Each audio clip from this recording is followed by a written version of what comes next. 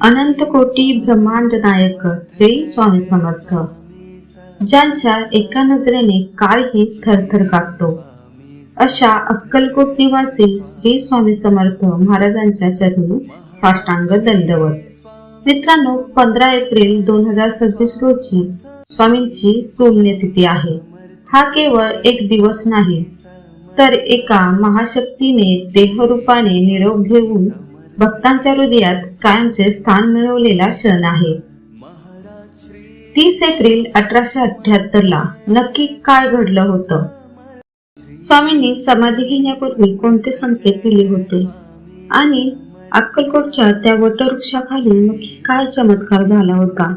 आजच्या या विशेष व्हिडिओमध्ये आपण स्वामींच्या महासमाधीचा संपूर्ण प्रवास सविस्तर पाहणार आहोत. हा व्हिडिओ शेवटपर्यंत नक्की पहा, कारण आज तुम्हाला स्वामींच्या अशा काही गोष्टी कळतील ज्या कदाचित तुम्ही आधी कधीच ऐकल्या नसतील. स्वामी समर्थ हे त्रिकालज्ञानी होते. त्यांना ठाऊक होते की आता त्यांची जाण्याची वेळ जवळ आली आहे. समाधी घेण्यापूर्वी काही दिवस आधीपासूनच त्यांनी तसे संकेत द्यायला सुरुवात केली होती. त्यांनी अचानक आपल्या प्रिय भक्तांना जवळ बोलवणे कमी केले होते. एके दिवशी त्यांनी चोळपांना सांगितले होते, आमची वेळ आता जवळ आली आहे. स्वामींनी त्यांच्या आयुष्यातील शेवटचे काही दिवस अत्यंत शांततेत घालवले. त्यांनी अक्कलकोटच्या मातीला, तिथल्या झाडांना आणि पशुपक्ष्यांनाही एका वेगळ्याच नजरेने निरोप दिला होता.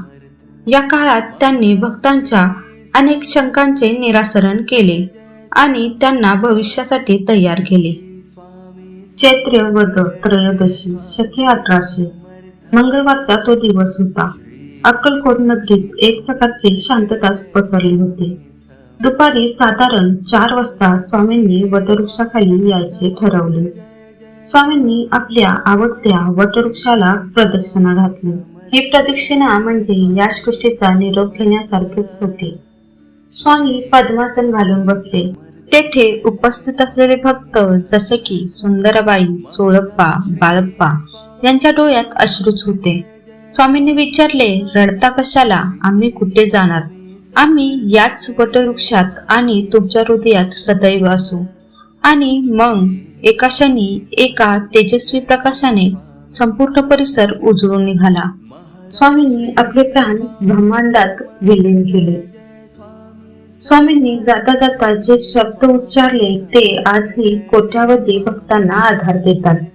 आम्ही गेलो असे मानू नका, आम्ही जिवंतच आहोत. याचा अर्थ असा की स्वामींचा देह गेला असला तरी त्यांचे अस्तित्व आजही अक्कलकोटमध्ये आणि त्यांच्या भक्तांच्या हाकेत आहे. आळशी माणसाचे तोंड पाहू नका. स्वामींना कष्टाची भक्ती आवडत असे. केवळ माळ जपणे म्हणजे भक्ती नाही, तर आपले कर्तव्य पार पाडणे हीच खरी भक्ती आहे. उगाची भीतोसी भय पळू दे. स्वामींनी भक्तांना निर्भय बनवले. संकट कितीही मोठे असले तरी स्वामींची शक्ती तुमच्या पाठीशी उभी आहे हा विश्वास त्यांनी दिला. आता या 15 एप्रिलला आपण काय करावे? ही माहिती अत्यंत महत्वाची आहे. स्वामींना पिठलं भाकरी, आंबाडीची भाजी आणि दही याचा नैवेद्य दाखवा. हे जेवण स्वामींना अत्यंत प्रिय होते, कारण ते साधेपणाचे प्रतीक आहे. या दिवशी स्वामी चरित्र सारामृताचे पारायण करावे. जर पूर्ण पोथी वाचणे शक्य नसेल तर किमान 11वा आणि 21वा अध्याय श्रद्धेने वाचा. श्री स्वामी समर्थ या मंत्राचा जप किमान 108 वेळा करावा. पुण्यतिथीच्या दिवशी गरिबांना किंवा गरजूंना जेवण देणे ही स्वामींची सर्वात मोठी सेवा मानली जाते.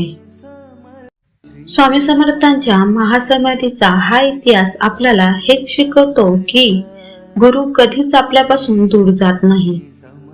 ते फक्त सूक्ष्म रूपात आपल्यासोबत असतात. या 15 एप्रिलला तुमच्या मनातली कोणतीही इच्छा असेल तर ती स्वामींच्या चरणी नक्की मांडा. तुम्हाला हा सविस्तर इतिहास कसा वाटला?